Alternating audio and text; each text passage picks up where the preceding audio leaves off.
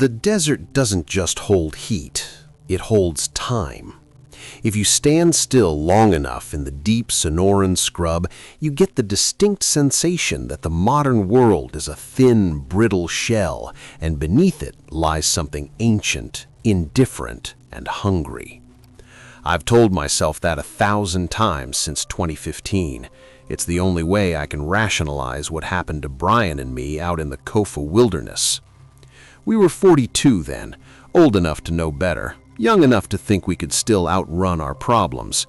Brian was fresh off a divorce that had stripped him down to the studs, mentally and financially. He needed to get away from the lawyers and the empty apartment in Scottsdale. I needed to get away from the crushing routine of my sales job. We'd been friends since high school, the kind of friendship that didn't require constant maintenance but could bear the weight of silence. "We're going off grid, Paul," Brian had said, slapping a map onto the hood of his truck. "No cell towers, no alimony payments, just us and the coyotes." We chose a spot in the Kofa Mountains, a jagged range of volcanic rock rising out of the desert floor like the spine of a buried dragon. It was November, the sweet spot for Arizona camping. The days were crisp and bright, the nights cold enough to justify a roaring fire. We parked Brian's Tacoma at a trailhead that was little more than a widening in the dirt road and hiked in. We wanted isolation, and we found it. We trekked about 5 miles into a box canyon lined with ironwood trees and ocotillo. The canyon walls were steep, jagged cliffs of rhyolite that turned blood red in the setting sun. "This is it," Brian said, dropping his pack with a heavy thud. He looked terrible, eyes sunken, gray stubble on his chin, a tremor in his hands that I pretended not to notice. Home sweet hell. We set up camp in a dry wash, a sandy riverbed that only saw water during the violent monsoon storms of late summer. I knew the rule: never camp in a wash. Flash floods can happen even if the rain falls 20 miles away. But the sky was a relentless porcelain blue. There wasn't a cloud in the hemisphere. "It's dry as a bone, Paul," Brian insisted. "Plus, the sand is softer than the rocky ground up on the bank." I acquiesced. I wanted him to relax. I wanted my friend back. The first night was uneventful, but strange. The acoustics in the canyon were bizarre. The slightest sound, a zipper closing, a boot scuffing sand, echoed and amplified, bouncing off the canyon walls. Conversely, when we stopped moving, the silence was suffocating. It was a silence so profound it made your ears ring. We drank whiskey by the fire, watching the sparks spiral up toward a sky crowded with stars. Brian talked about his ex-wife, about the house he lost, about the sheer terrifying emptiness of his future. I listened, nodding, poking the fire. "Do you feel that?" he asked suddenly, cutting himself off. "Feel what?" "The static," he rubbed his arms. Like the air is charged, like right before a thunderstorm." I looked up. The stars were unwavering. "No storm, Bri, just dry air." "It feels heavy," he muttered, taking a long pull from the bottle. I woke up at 3 a.m. I didn't know why. The fire was dead, just a bed of glowing coals breathing in the dark. The canyon was pitch black, the moon having dipped below the rim hours ago. I lay in my sleeping bag, listening. Crunch. It was the sound of a footstep on gravel, distinct, heavy. I held my breath. We were miles from the nearest human being. Crunch, crunch. It was coming from the wash, just beyond the perimeter of our camp. Slow, deliberate steps, not the skittering of a lizard or the trot of a coyote. This was bipedal. "Hello?" I called. My voice sounded thin and pathetic, instantly swallowed by the vastness. The silence rushed back in, heavier than before.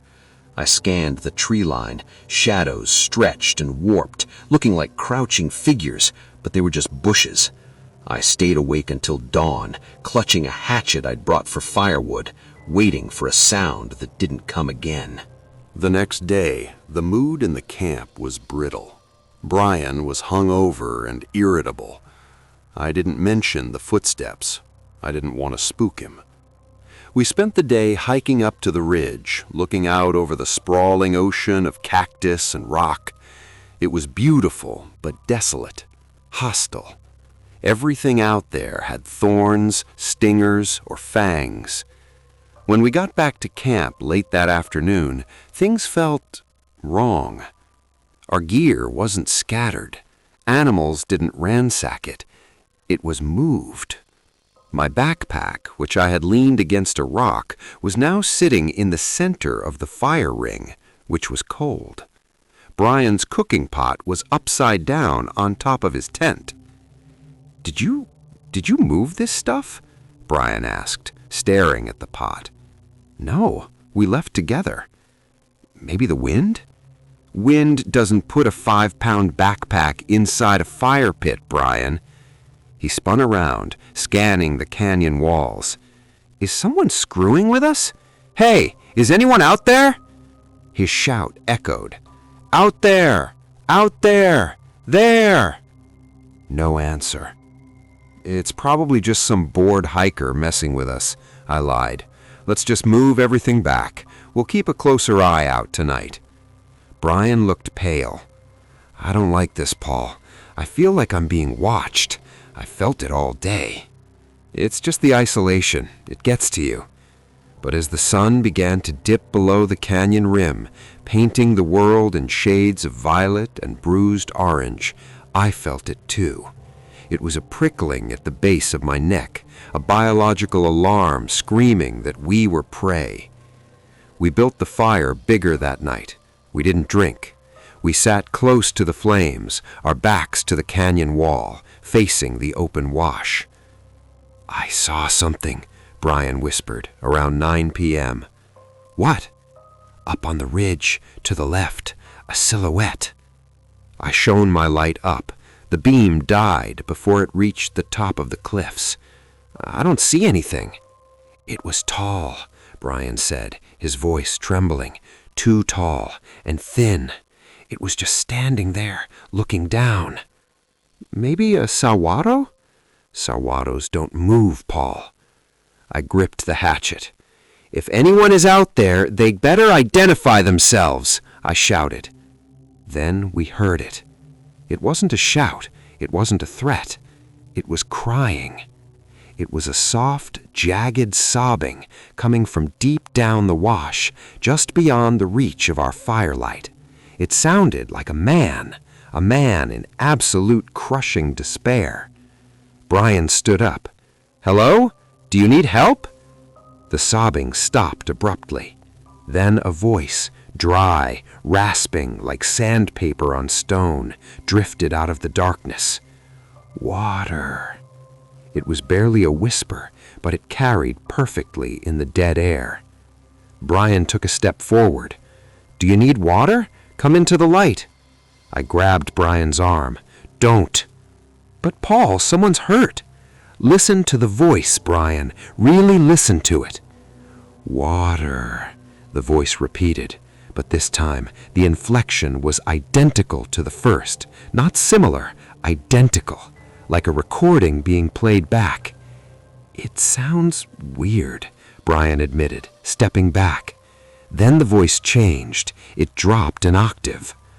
"Brian." Brian froze. He looked at me, eyes wide with terror. "It knows my name." "Brian, why did you leave me?" It wasn't the raspy voice anymore. It was a woman's voice. It was Sarah's voice, his ex-wife. "That's not possible," Brian stammered. "Sarah's in Scottsdale. She's at her sister's." "I'm so thirsty, Brian. It's so hot." The voice was coming closer. I could hear footsteps now, dragging heavy footsteps in the sand. Shk, thud, shk, thud. "That's not her," I hissed, tightening my grip on the hatchet. "Brian, get your knife." "But it sounds just like her." "It's not her. Look where we are." The footsteps stopped right at the edge of the light. The darkness seemed to thicken, creating a wall that our fire couldn't penetrate. "Show yourself," I yelled.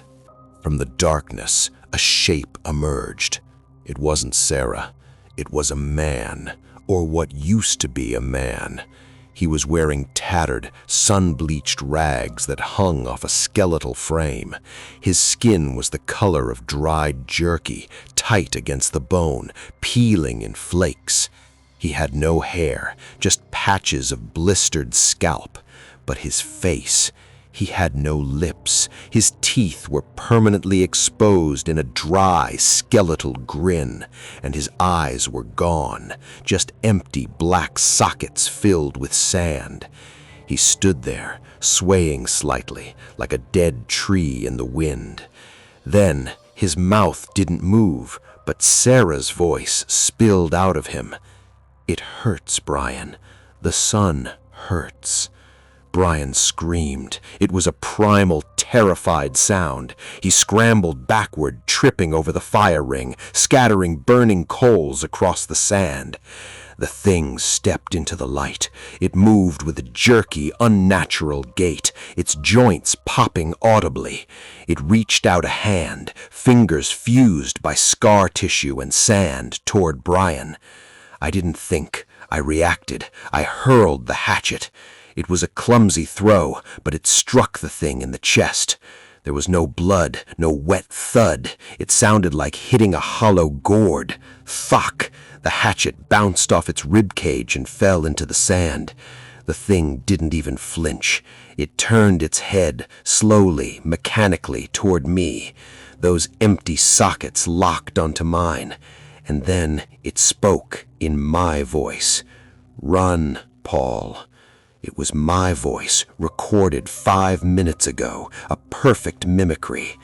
The fire flared up violently, turning green, then died down to a mere spark, plunging us into near-total darkness. "Run!" I grabbed Brian by the collar of his jacket and hauled him up.